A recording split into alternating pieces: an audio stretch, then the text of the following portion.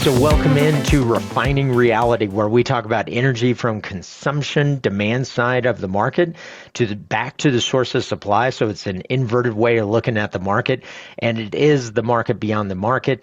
You are joined by Bill and Brian of Energy Rogue, energyrogue.com. We follow energy markets. And so listen, today we're going to talk about commodity markets. We're going to talk about commodity volatility in those markets and margins within those markets, because each one of the sections, whether it is upstream, midstream, downstream, and beyond downstream to the actual consumption, there is margins and there's price volatility. And if you want to talk about volatility, commodities hold some of the biggest volatility in any instrument across the globe. And by rate of comparison, if you take your favorite volatile, quote unquote, volatile stock, and you measure it up against commodities, commodities are usually, especially energy commodities, going to be 10 times the volatility, meaning they're going to move 10%. And if the stock market, if the S&P 500 goes up by 1.5%, whoa, that's a big day. This past week, we are recording this on March 3rd, due to the escalated tensions between Israel and the U.S. and Iran. We have seen over 15% of volatility to the upside on crude oil. Add in natural gas in Europe has gone up over 40% in the span of 7 days. So this is a very critical topic, and especially when we're talking about this topic, I'm going to mention our sponsor. This podcast is sponsored by TracerGo. They are a global leader in diagnostic technologies and provide real-time measurement insights for the refining and petrochemical industry, helping you make confident decisions on optimizing performance. Their technologies deliver accurate, live, and online data so that you can benchmark operations, focus improvements where they matter most, and catch issues early before they impact production. And as I mentioned, when those margins are there, you want to catch things before they impact your production of the petrochemical or the refining process. The result? Fewer shutdowns, lower costs, and the confidence to run your plant at full potential. So I just threw a lot at you, Bill. What do you think about that, Sherlock? So 10 times. In the first minute, you said volatility 10 times. My speech patterns are volatile. I was going to say that your use of volatility is very volatile. Well, let's roll it back. What does volatility mean? Rate of change. So all it means is it's a rate of change. It's an unpredictable rate of change. Mm-hmm. That's the difference. It's called volatility because it's not predictable. Right. And so if you can predict it, it's not volatile because you actually have a reason for it in there. It's called, so when you see something go up 1%, that could be predictable. You see something goes up 15%, that's usually not predictable, especially if it does in a short period of time on an event that was not planned, at least not planned. It was not in your planning. Right. So, I mean, there are events that are planned. It's very similar to your story about when they were working on your neighborhood. They had planned to work on both entrances. You just weren't part of the plan. Right. And if you'd been part of the plan, you would have done something differently. And for reference, there's 2 exits out of our neighborhood, and there were 2 different construction projects by 2 different crews, and they didn't coordinate. And so I went down one of the exits, and they said, turn around, this exit's closed because we're doing road construction. And so I went to the other one, and they said, turn around, we're doing road construction. The road's closed. And I said, okay, one of you has to let me out. I have to leave. You don't understand. I have to leave. But in both of those plans, they both said, well, there's another exit. Right. Right. But they didn't coordinate. That's right. So that's volatility. And it impacts. So let's talk about this, the energy infrastructure, the energy complex. Um, we focus at Refining Reality, we focus on the downstream side of the market because most people start from the upstream and work it all the way down. So We're focusing let's on take the a minute. Let's talk what's about that? what the definition of a downstream is to us. Okay. Yeah. So when we talk about downstream, we start at the refinery Mm-hmm. and then moved into what the refinery puts out, then goes on down into the use of each one of those, right down to where you're putting gas in your tank. Right. Gas in your Or tank or jet fuel or diesel in a truck. or bunker fuel in the ship, Yep. or plastics in your computer. Yes. Yes. So all those are downstream from the refinery.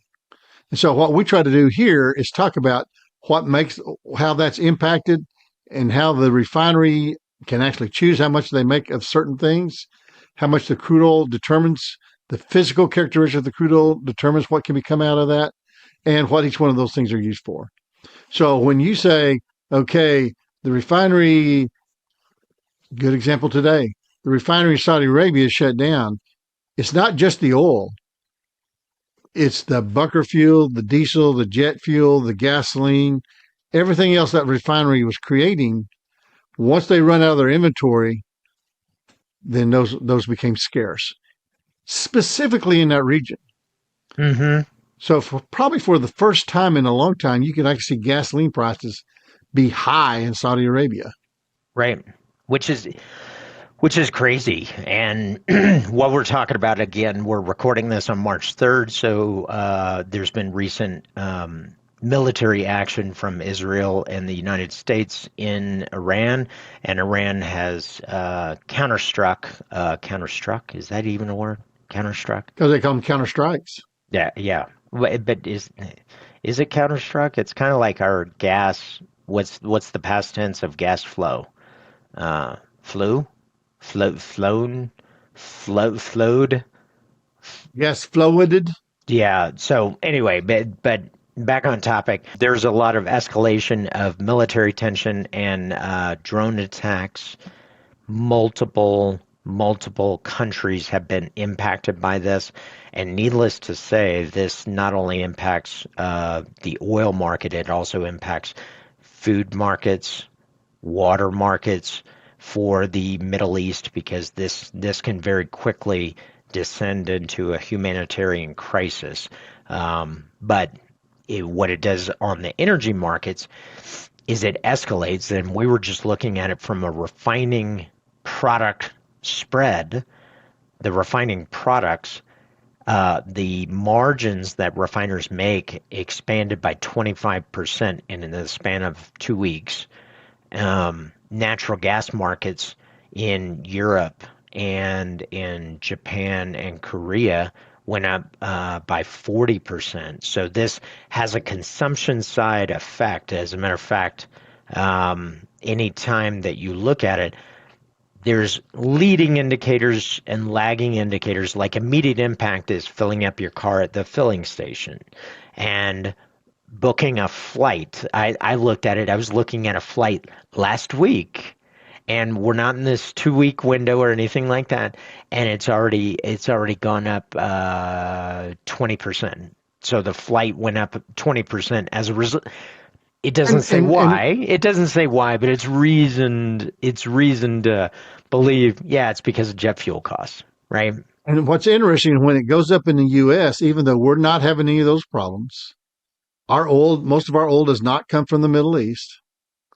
None of that's affecting us. The commodity has gotten more value, Mm-hmm. therefore it goes up here. Right. And that's what happens with crack spreads, which is what Brian was talking about. Is that margin is called a crack spread. If your oil price is stable, but your product price is going up, it's going to improve is the refinery's word, because what that means is that you're getting more money. That's improvement. Okay, but an improvement on refinery crack spread is usually a has an alternate value on the consumer because that means they're paying more. So what we're seeing is that this is starting to have those kind of impacts. not just in the Middle East where the action's happening, but globally, because oil is a global commodity. Refined goods is a global commodity. And so it's going to happen. It's going to have its impact everywhere in the world. And some areas are going to be much more intense than others.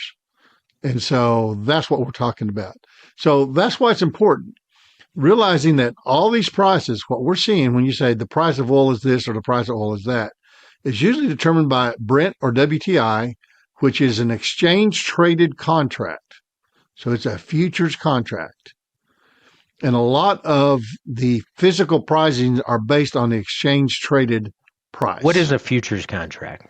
So right now we would be trading. Okay, we are trading April oil.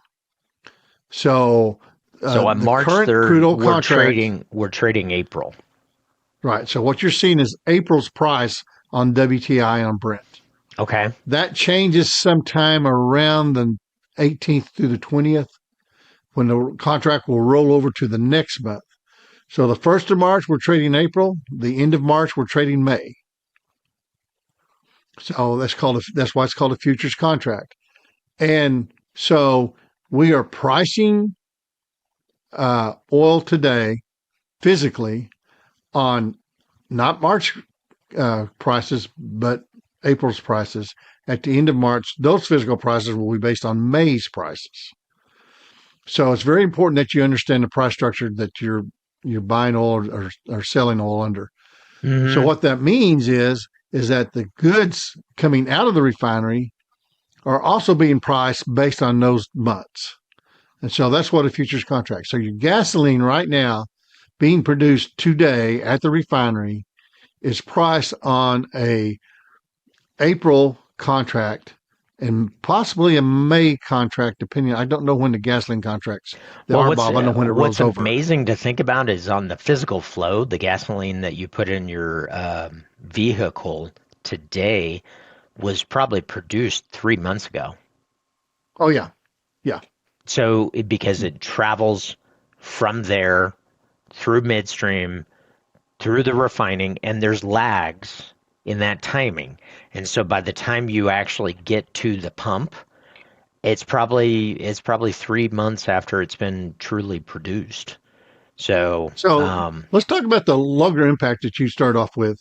mm-hmm. So anything that floats needs either diesel or bunker fuel to power it, or in some cases LNG. We're seeing more ships go to LNG. So that means food, commodities, everything has a cost to it. And that cost is based on shipping costs. We were talking yesterday, Brian, when we were talking about the shipping cost of oil has gone up quite a bit. And so that always communicates into the same increase in all those in commodities. And so we have to be ready for those price volatilities. This affects just about everything in our daily life. There's very few things that are not. You cannot create a solar grocery store. It just doesn't work.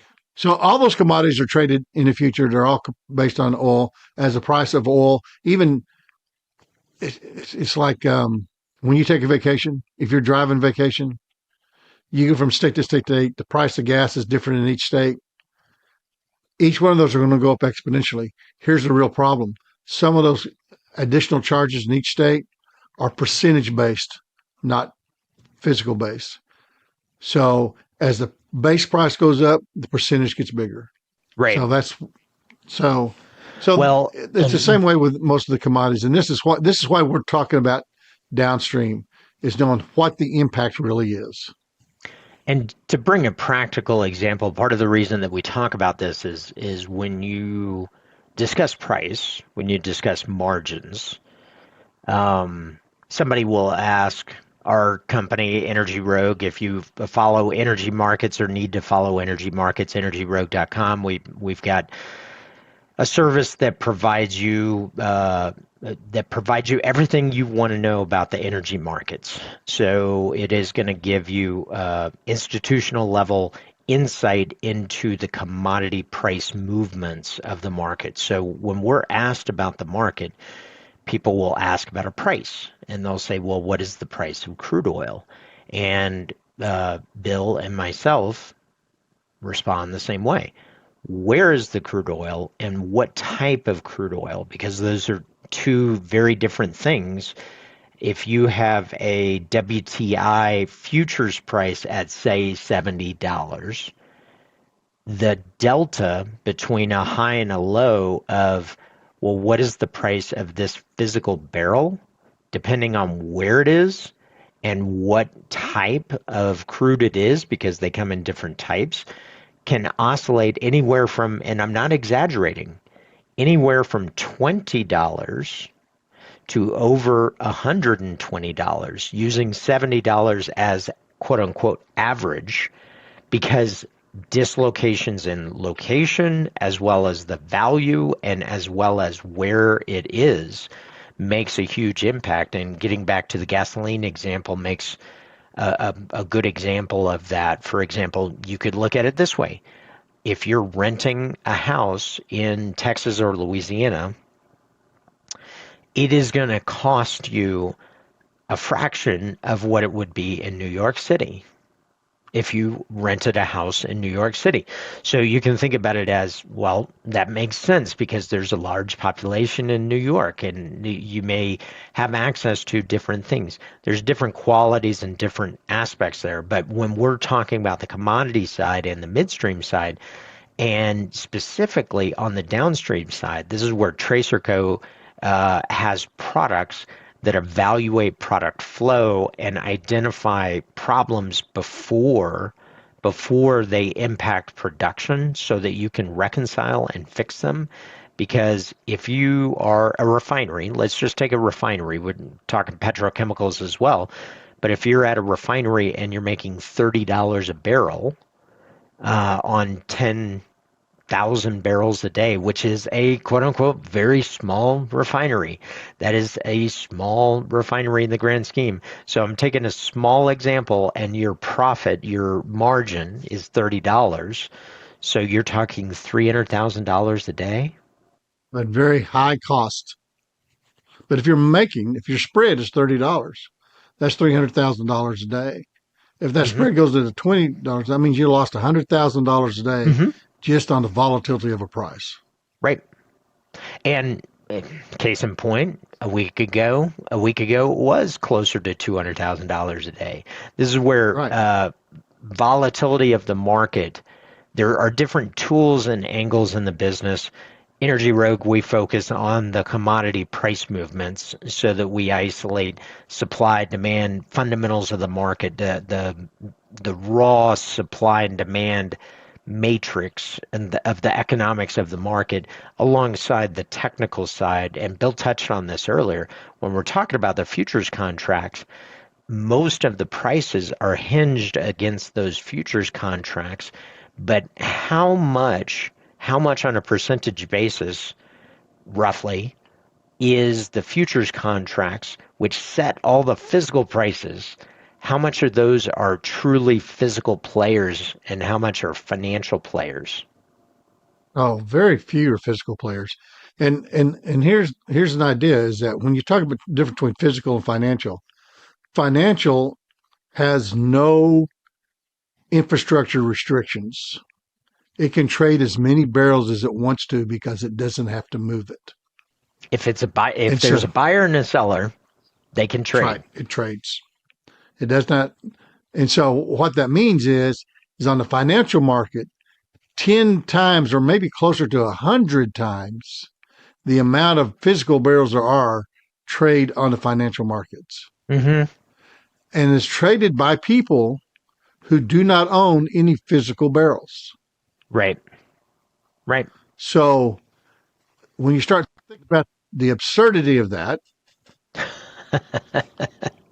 it's sort of crazy. Is that everything's being decided by people who don't own any of those the price of your gasoline is being decided by people in New York who do not own any gas stations. Right. So so but it is how our economy works. It is how this thing works. That's why we have a robust energy business, is because that financial ability brings in capital that allows us to do what we need to do in the energy business. Anywhere from drilling to building new refineries to building pipelines to building gas stations. It doesn't matter. That capital has to be there. That liquidity in the market is what brings that capital into the market. So while we like to say, oh, well, that's terrible, well, it's really not as terrible as you think, because it's providing you the ability to grow the business with actually less risk. And that's sort of the anti-volatility role. And so that's why people hedge. That's why people uh, do that, is because they have to secure a price in the future at a stable price, so they're able to do that. This is a lot of talk. A lot of stuff's coming at you really hard. Here at Energy Road, we look at all the stuff. We look at it daily. When I say daily, I don't mean Monday through Friday. Brian and I are talking about this 7 days a week. And it's really, Too one of much. us really needs to get a life, It's too probably. much. It's too much. And so, uh, but we really enjoy it. We've been doing this our entire lives. I mean, I tell people my first job in the oil field was throwing dinosaurs at tar pits. I mean, I've been in it for a long time. And so it's become what I like to talk about. It becomes what I like to see. And I'm always curious about how we're taking the next generation. I mean, I've seen a lot of changes in this business, and I'm anxious to see what the next change is going to be, because there's another one coming, because there's always another one coming. Well, it's evolving. It's evolving fast over the last 30 years. Well, it's evolving fast and slow. I'm going to bring an example from the natural gas side. So I started the industry in the mid 1990s on the natural gas side of the business, and I was told at that time that, and at that time we had about 40% of our power grid was fueled by coal. So coal plants were producing power for the electric infrastructure. And there was a big push to retire coal plants and replace them with natural gas, because it is more environmental, because it has less emissions, and it has good cost effectiveness. Not as cost effective as coal. Coal was more cost effective, but more environmentally damaging, so there was a calculus there. But I was told in 1995, when I started the business, that we would be done zero, we would have zero power delivered by coal by the year 2000. It is now 2026, and we have over 17% of our power is contributed by coal. Yes, a lot of it has been displaced, but it hasn't been replaced. So the energy infrastructure, when you look at the downstream dynamics, for example, I had this conversation about vehicles, because the oil industry is often viewed in a negative light because of environmental impact. Because let's be clear, it has an environmental impact, period, full stop. Don't pretend any different.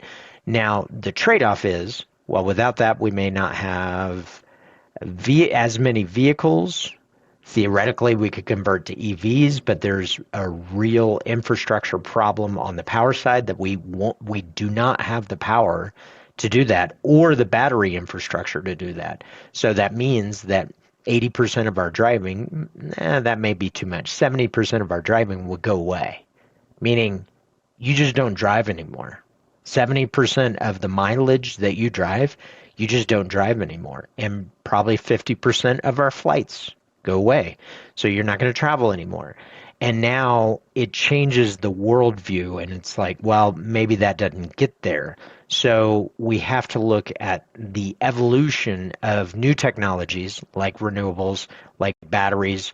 I've heard some more positive things about batteries. I'm a little skeptical. I want to see it first, mainly because we've been hearing batteries for over 30 years. So, and haven't seen effectiveness. Or said a different way, they get 1% better every year. They need a technological leap to be 2 times or 3 times as effective. And they So, need to be not just a technological leap, but an economic leap. And that's the two things that don't necessarily go together.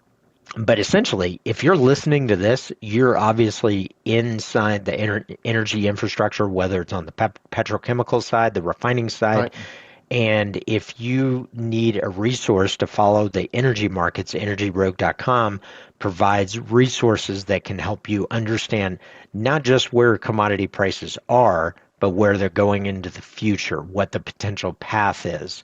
And then if you should invest in tools, because one of the other tools, if you're in the petrochemical or refining space, is TracerCo has a suite of software services and technology to evaluate your infrastructure so that you can identify problems before they're problems and address them so that you avert downtime. Yeah. So, And folks, what do we call that in the industry? The official technological word is shameless promotion. So that was a shameless promotion of both Energy Rogue and TracerCo because we believe in both, and we're happy to have TracerCo sponsor this podcast. We hope you're learning something. We hope we're bringing things to light that maybe you haven't thought of.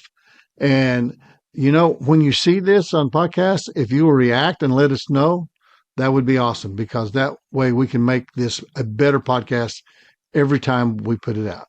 yeah, and if you have an idea of a topic that you'd like to do a deep dive, let us know in the comments. So there's also a contact email down below. So feel free to do that. But listen, thank you so much. Volatility and commodity margins, spreads, this is very impactful in the business and very impactful on every part of the business in the energy infrastructure. And Bill and Brian with Energy Rogue, we're so happy you joined us. Thanks so much. Be sure to tune in to all the other OGGN podcasts. We appreciate the opportunity to be here, and if you get a chance, go make fun of Mark LaCour. Yeah, that's what we do all the time anyway. But he needs to hear it from fresh faces and fresh voices. Exactly. And maybe Brian, we can do a whole show where all the words start with the letter V. So we can do volumes, volatility, variability. I like that. I think we could go with V. Yeah, I know down that's for that. That is one of your favorite movies, so we could even go with that V too. I love it. I love it. So I am so here for it. So listen, folks, thanks so much. Thanks for tuning in. Appreciate you, and we will see you next week. Talk soon. Thanks for listening to OGGN, the world's largest and most listened to podcast network for the oil and energy industry. If you like this show, leave us a review and then go to OGGN.com to learn about all our other shows. And don't forget to sign up for our weekly newsletter. This show has been a production of the Oil and Gas Global Network.